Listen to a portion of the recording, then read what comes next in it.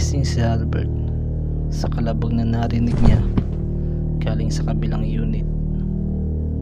Napabuntong hininga siya, sabay tingin sa kisame ng kanyang kwarto.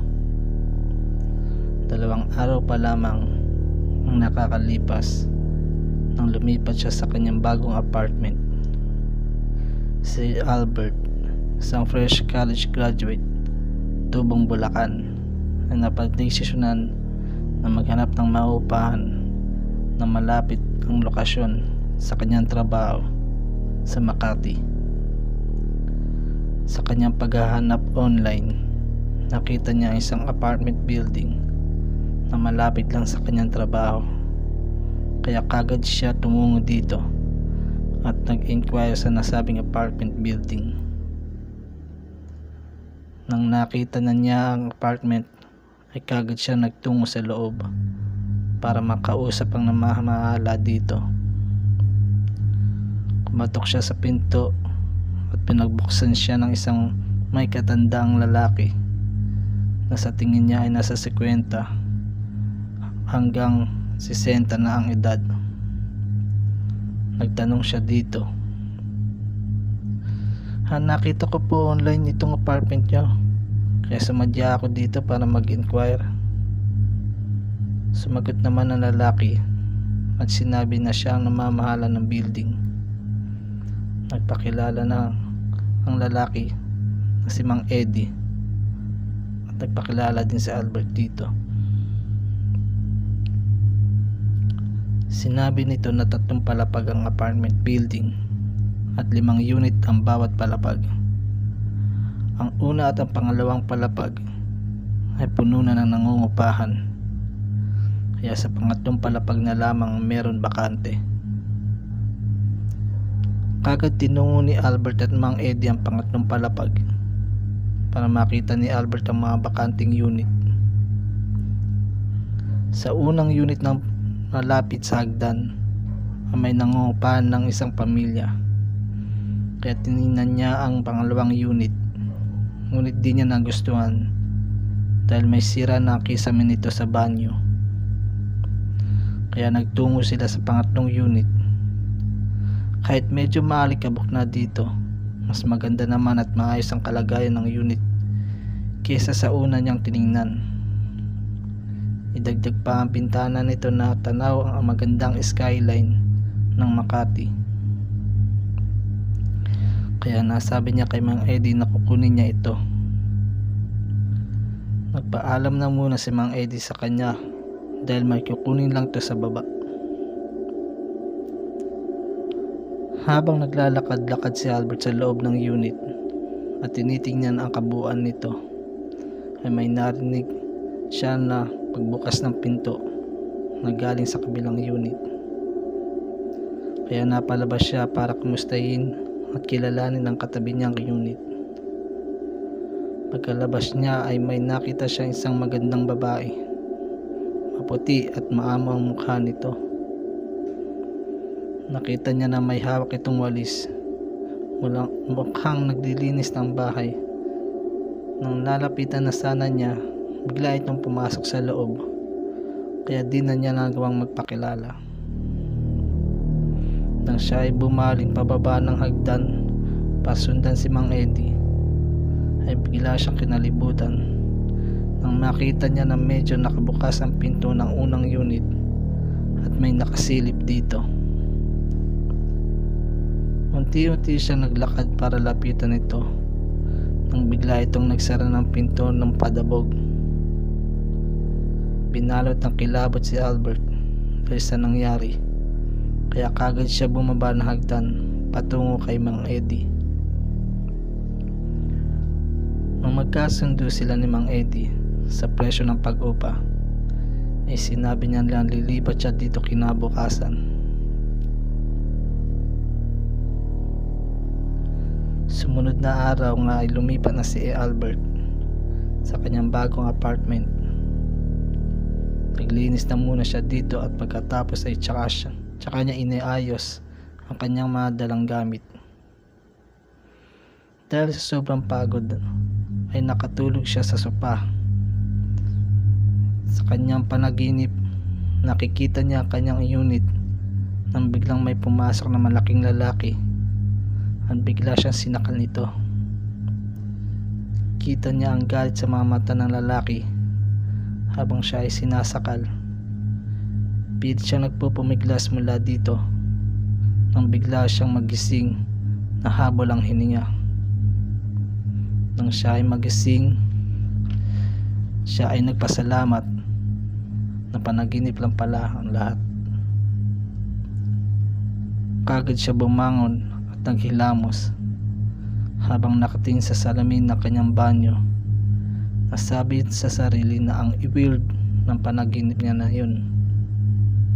Sumapit ang gabi at siya ay naggayak na para pumasok sa kanyang trabaho.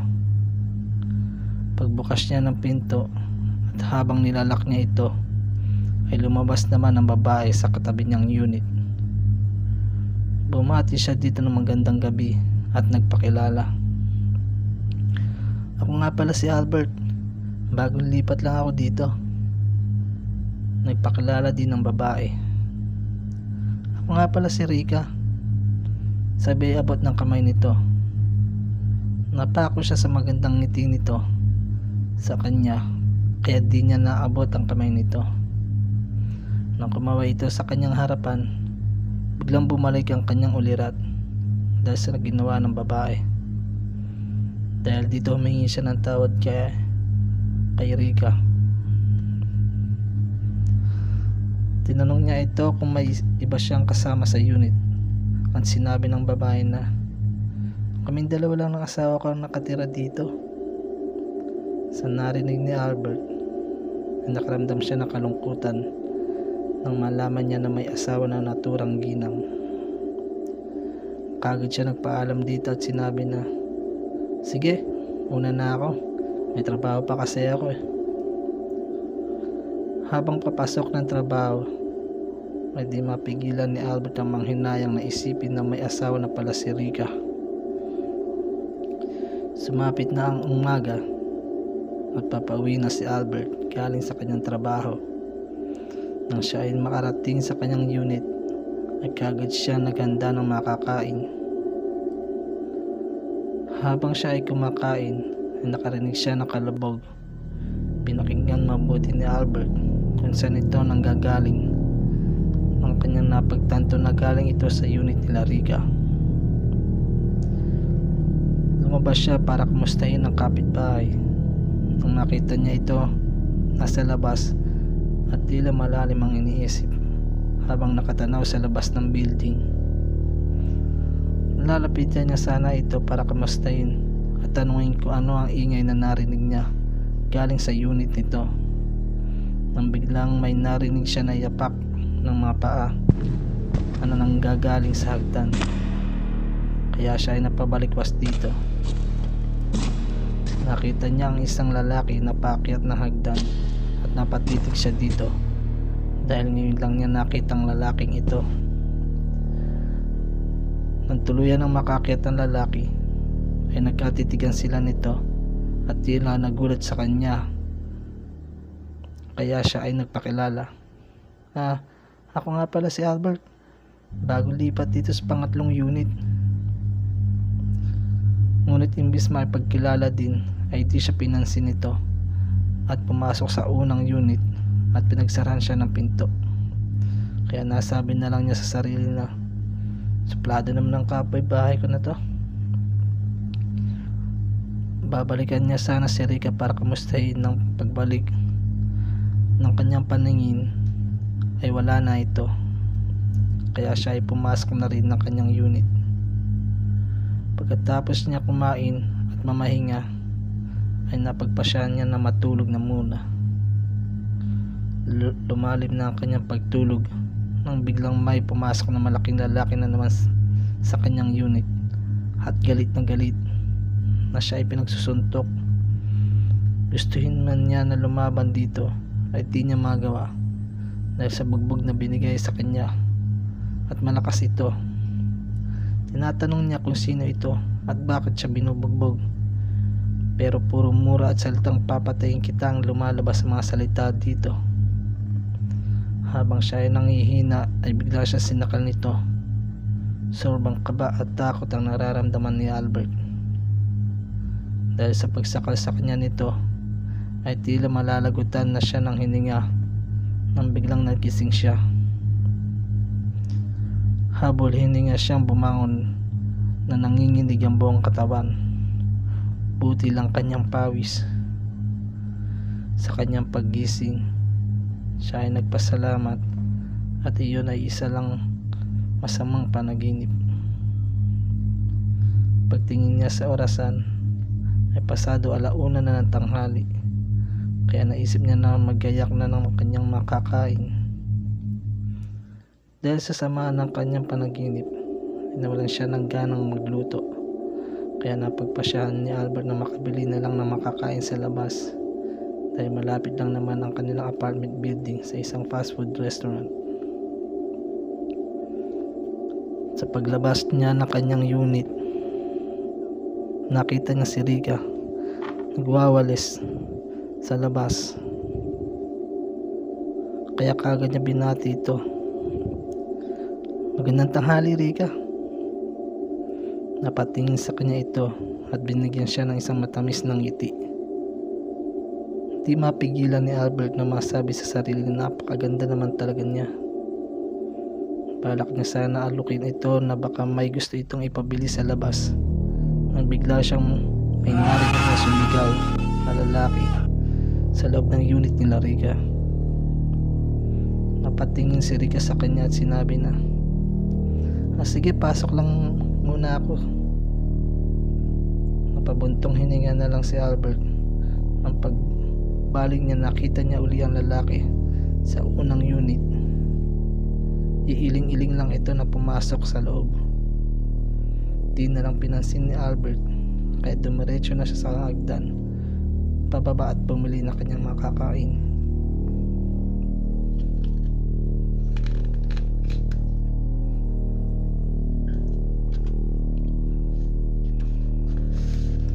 Gabi na. Malapit na ang oras ng pagpasok ni Albert sa trabaho. Pagkatapos niyang gumayak ay lumabas na siya ng kanyang unit at nagtungo sa hagdan pababa. Sa kanyang pagbaba ay may nakasalubong siyang isang lalaki. Matigas ang tindig nito. Gusto sana niya makipagkilala, ngunit masyadong seryoso ang mukha na to. Mukhang bad trip, kaya di na lang siya nagpakilala. Habang naglalakad patungo sa kanyang trabaho ay napapaisip si Albert. Parang nakita niya yung lalaki, pamilya sa kanya, ngunit di niya maalala kung saan niya ito nakita. Sa ika-4 na araw na kanyang sa kanyang apartment ay dito niya nakakwentuhan si Rica habang nakita niya na nagsasampay sa labas ng unit nito. Nalaman niya na isa palang sundalo ang asawa nito at lingguhan kung umuwi. Dahil sa nag-iipon pa sila para makabili ng sariling bahay, kahit di pa sila nagkakaanak. Sa kanilang pagkakwentuhan sa mga buhay nila, nalaman niya nasa 30 anyos na ito. Pero dahil taglay nitong kaganda, di mo mahalata na nasa ganong edad na ito. Habang sila ay nagtatawanan sa kanilang kwentuhan, ay biglang natahimik si Rica at napatingin dako sa hagdanan. Nakita niya ang lalaki na nakasulubong niya nung isang araw. Dali-dali ay pumasok si Rica sa kanilang unit. Nagulat si Albert sa ginawi ni Rica. Habang papalipit sa kanya ang lalaki, ay naisip ni Albert na baka ito ang asawa ni Rica. Kaya kagad niya inilahad ang kanyang kamay upang makipagkilala. Ngunit imbis na makipagkamay ay masamang titig lang ang binigay nito sa kanya at diretso pumasok sa unit nila. Sabi na lang ni Albert na mukhang seloso ang asawa ni Rica at siya ay pumasok na rin sa kanyang unit. Kinabukasan nang siya ay papasok sa kanyang trabaho, ay nakita niya si Rica habang nakatanaw uli sa labas. Napansin niya na puro pasa ito at sugat. Kinamusta niya ito ngunit di siya sinasagot. Lalapitan niya sana para tingnan ang mga pasa nito, ngunit tinalikuran siya nito at pumasok sa loob at sinara ang pinto ng unit nito. Tinanong niya kung ano ang nangyari dito mula sa labas, ngunit pag-iyak lang nito ang kanyang naririnig. Habang siya ay nasa trabaho, wala siyang ibang iniisip kundi si Rica at saan galing ang mga pasa at sugat nito. Sinabi niya sa sarili na pag-uwi niya, sasabihin niya kay Mang Eddie ang nangyayari sa unit nila Rica para matulungan nila ito kung ito man ay binubugbog ng asawa. Pag-uwi niya ay nagtungo kagad siya sa kwarto ni Mang Eddie para ito ay kausapin tungkol sa kanyang kapitbahay. Ngunit nung mga oras na iyon ay wala si Mang Eddie, kaya dumiretso na lang siya sa kanyang unit. Habang siya ay namamahinga, siya ay nakatulog at napanaginipan niya si Rica na binubugbog ng asawa. Nakatitig lang ito sa kanya habang binubugbog ng asawa. Tila humihingi ito ng tulong. Pag-iyak at paghingi lang ng tawad sa asawa nito ang sinasabi. Habang nakikita niya ang nangyayari kay Rica, ay tila may pwersa nang pumipigil sa kanya na kumilos. Sinisigawan niya ang asawa ni Rica na tigilan ng pambubugbog, ngunit ito ay ngumingiti lang ng parang demonyo. Sa sobrang galit ni Albert, siya ay sumigaw ng malakas at napapikit ang mga mata. At sa pagmulat ng kanyang mga mata ay nakita niya ang mukha ni Rica ng malapitan na puro bukol, puro pasa at punong-puno ng dugo. Biglang nga pabalikwas ng pagbangon si Albert. Halong takot at pag-aalala ang kanyang nararamdaman, kaya dali-dali siyang lumabas ng kanyang unit. Pagkalabas niya ay kagad niya kinatok ng malakas ang pintuan nila Rica habang tinatawag niya ito. Sa kanyang patuloy na pagkatok sa pinto nito at pagtawag ay may narinig siyang boses ng isang lalaki. "Anong ginagawa mo?" Pasigaw na pagsambit nito. Napabalikwas ng tingin dito si Albert at nakita niya ang lalaki, ang asawa at mga anak nito mula sa unang unit na nakasilip sa pinto nila. Hindi niya pinansin ang mga ito at dali-dali siyang tumungo sa hagdan para puntahan si Mang Eddie. Mabilisan niyang tinungo si Mang Eddie sa kwarto. Hingal siyang kumatok sa pinto nito. Nang biglang bumukas ang pintuan nito at nakita niya si Mang Eddie na niluwan nito. Tinanong siya nito, "Oh, bakit bumukas? Bakit naparito ka? At mukhang aligaga ka." "Mang Eddie, gusto ko sana kitang makausap tungkol kila Rica," sagot niya dito. Kagad siya pumasok sa loob ng kwarto nito at nagkwento tungkol sa nangyayari sa kapitbahay niya. Di naman makapaniwala si Mang Eddie sa kinakwento ni Albert. Tinanong niya ito, "Paano mo nakilala si Rica?" Sumagot siya dito ng, "Unang araw ng paglipat ko dito, nakita ko na siya at nakilala. Pati yung asawa niya, nakita ko na rin. Mukhang kailangan natin siyang tulungan, Mang Eddie." Madiin niyang sinabi dito.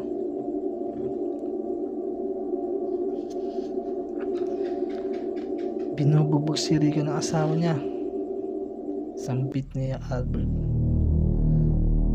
Tulala si Mang Eddie kaya mariin hinawakan ni Albert ang mga balikat nito. "Ano, Mang Eddie? Tulungan natin siya. Baka kung dumating ang oras na may di magandang mangyari sa kanya, hindi natin magagawa yun," tugon ni Mang Eddie. Bakit naman hindi natin pwede siyang tulungan?" tanong ni Albert. Dahil walang nakatira sa sinasabi mong unit," Namigla si Albert sa sinabi ng matanda. Ikaw at ang pamilya ni Leo lang ang umuuko pa sa ikatlong palapag. Ang sinasabi mong Rica at asawa nito ay matagal nang wala dito. Di makapaniwala si Albert sa sinasabi ng matanda. 8 buwan na ang nakakalipas nang may nangyaring krimen sa ikatlong palapag. Dagdag pa nito, natagpuan namin na wala ng buhay si Rica. Naliligo sa sariling dugo, dadtad ng saksak sa buong katawan. At ang asawa naman nito, nakita naman namin nakabigti sa banyo. Parang binuhusan ng malamig na tubig ang buong katawan ni Albert dahil sa naririnig mula kay Mang Eddie. Dagdag pa nito, dahil sa selos kaya nagawa ng asawa nito ang krimen. May pinagselosan ng asawa ni Rica, yung dating tenant nakatira sa unit mo ngayon, si Al. Masyado silang naging close noon ni Rica at hinalapan namin na may namamagitan sa dalawa. Batay na rin sa kwento ni Leo dahil napapansin niya na masyadong itong sweet sa isa't isa kapag wala ang asawa ni Rica.